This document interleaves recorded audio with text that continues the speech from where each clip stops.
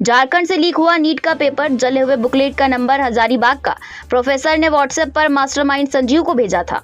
NEET paper leak मामले की जांच बिहार पुलिस की एजेंसी कर रही है। 5 मई को नीट की परीक्षा हुई थी। इस दौरान बिहार पुलिस को सूचना मिली थी कि कुछ स्टूडेंट्स और सेंटर के पास प्रश्न पत्र पहले से पहुंच गया है और उसे रटवाया जा रहा है। पुलिस जब वहां पहुंची तो जला प्रश्न पत्र मिला और बुकलेट नंबर 613648 बरामद किया गया। सूत्रों की माने तो यह बुकलेट हजारीबाग के एक सेंटर का है। इससे यह माना जा रहा है कि पेपर झारखंड से ही लीक हुआ था। नवनिर्वाचित विधायक कल्पना सोरेन सहित 82 विधायकों को मिले विकास के लिए 5-5 करोड़। विधानसभा उपचुनाव जीतकर आई नवनिर्वाचित विधायक कल्पना सोरेन सहित सभी 82 विधायकों को विधायक फंड मिल गया है। सरकार ने 5-5 करोड़ रुपए प्रत्येक विधायक के लिए जारी किए हैं। ग्रामीण विकास विभाग ने इसका आवंटन आदेश जारी कर दिया है।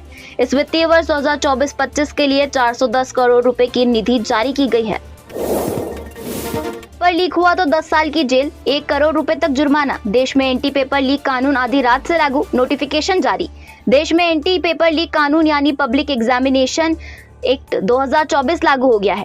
केंद्र ने शुक्रवार की आधी रात इसका नोटिफिकेशन जारी किया। यह कानून भर्ती परीक्षा में नकल और अन्य गड़बड़ियों को रोकने के लिए लाया गया है। तमिलनाडु शराब कांड में मरने वालों का आंकड़ा 53 पहुंचा। इनमें 3 महिलाएं और 1 ट्रांसजेंडर। अलग अलग अस्पतालों में करीब 135 लोग भर्ती। तमिलनाडु के कल्लाकुरिची जिले में जहरीली शराब पीने से मरने वालों का आंकड़ा बढ़कर 53 हो गया है। इनमें 3 महिलाएं और 1 ट्रांसजेंडर भी है। कलेक्टर MS प्रशांत ने शनिवार को इसकी जानकारी दी। अब तक 185 लोगों को कल्लाकुरिची अस्पताल, पुदुचेरी में JIPMER अस्पताल, सलेम सरकारी अस्पताल और विल्लुपुरम सरकारी अस्पताल में भर्ती कराया गया था। 135 लोगों का इलाज चल रहा है। 30 लोगों की हालत गंभीर है। बिहार के सिवान में गंडक नहर पर बना ब्रिज गिरा। पिलर के धंसते ही ढह गया 30 फीट लंबा पुल। 5 दिन पहले अररिया में टूटा था ब्रिज। बिहार में 5 दिनों में दूसरा पुल ढह गया। शनिवार सुबह सिवान के महाराजगंज अनुमंडल के पटेड़ा और गरौली गांव के बीच गंडक नहर पर बना पुल अचानक टूट गया। एक पिलर के धंसते ही पुल भरा कर नहर में समा गया। हादसे का लाइव वीडियो भी सामने आया है। पुल के टूटने से 2 गाँव के बीच का आवागमन पूरी तरह से ठप हो गया है। असम में बाढ़ की चपेट से 3.9 लाख से अधिक लोग, 19 जिले प्रभावित। घर, सड़कें, पुल सभी क्षतिग्रस्त। असम में बाढ़ के कारण गंभीर स्थिति बनी हुई है। बाढ़ में लगभग 3.90 लाख से अधिक लोग फंसे हुए हैं। यही नहीं, लगभग 19 जिले अभी भी बाढ़ के कारण प्रभावित है। बाढ़ के कारण घर, सड़कें, पुल, मवेशी रोड, तटबंध आदि क्षतिग्रस्त हो गए हैं। 7 साल बाद झारखंड TET अक्टूबर में हो सकती है परीक्षा। जुलाई में भरे जा सकते हैं फॉर्म। नए नियम और सिलेबस पर होगा एग्जाम। झारखंड में शिक्षक बनने की इच्छा रखने वाले कैंडिडेट्स के लिए अच्छी खबर है। राज्य सरकार इस साल चौथी शिक्षक पात्रता परीक्षा लेने जा रही है। यह परीक्षा नई नियमावली से होगी। पिछले दिनों नई नियमावली को मंजूरी मिल गई है। झारखंड में मानसून की एंट्री। 9 जिलों में बारिश का अलर्ट। अगले 4 से 5 दिनों में पूरे राज्य को कवर करेगा। तेज बारिश की चेतावनी। झारखंड में संथाल परगना के पाकुड़ और साहिबगंज के रास्ते शुक्रवार को मानसून की एंट्री हो गई। मानसून अगले 4 से 5 दिनों में पूरे राज्य को कवर कर लेगा। मानसून के आगे बढ़ने का अनुकूल माहौल बना हुआ है। अच्छी बारिश होने की संभावना है और गर्जन और वज्रपात के भी आसार हैं। टाटानगर स्टेशन के आउटर सिग्नल के पास नाबालिग बच्ची के साथ दुष्कर्म, आरोपी गिरफ्तार। टाटानगर स्टेशन के आउटर सिग्नल के पास यार्ड में 8 वर्षीय बच्ची के साथ दुष्कर्म करने का मामला सामने आया है। रेल पुलिस और RPF की टीम ने तत्परता दिखाते हुए आरोपी को गिरफ्तार कर लिया है।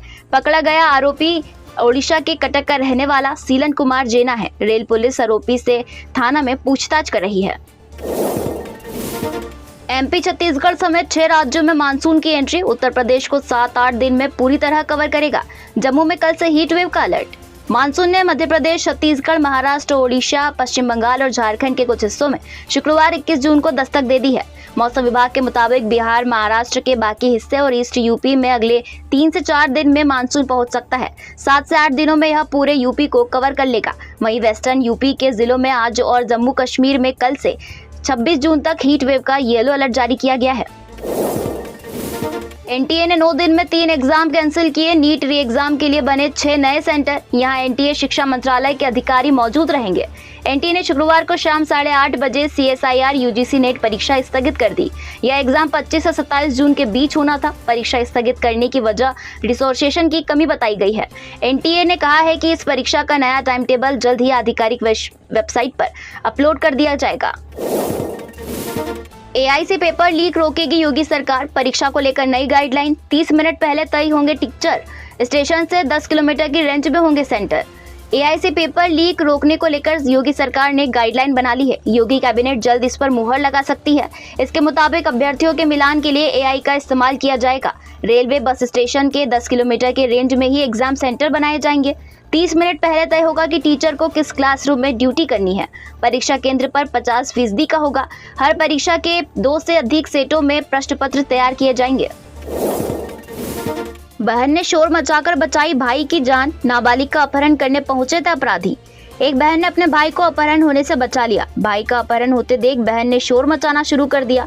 शोर सुनकर आसपास के लोग पहुंच गए, जिन्हें देख अपराधी उसके भाई को छोड़कर फरार हो गए। मामला पलामू जिले के सतबरवा थाना क्षेत्र का है। आंध्र के पूर्व सीएम के पार्टी ऑफिस पर चला बुलडोजर। एक दिन पहले घर पर तोड़फोड़ हुई। जगन मोहन बोले चंद्रबाबू का बर्ताव तानाशाह जैसा। आंध्र प्रदेश के पूर्व मुख्यमंत्री जगन मोहन रेड्डी की पार्टी का निर्माणाधीन ऑफिस राज्य सरकार के बुलडोजर से गिरा दिया है। शनिवार सुबह 5:30 बजे आंध्र प्रदेश राजधानी क्षेत्र विकास प्राधिकरण के गुटूर के तड़ेपल्ली में बन रहे ऑफिस पर बुलडोजर चलवा दिया। यह 9,365 वर्ग फीट में बन रहा था।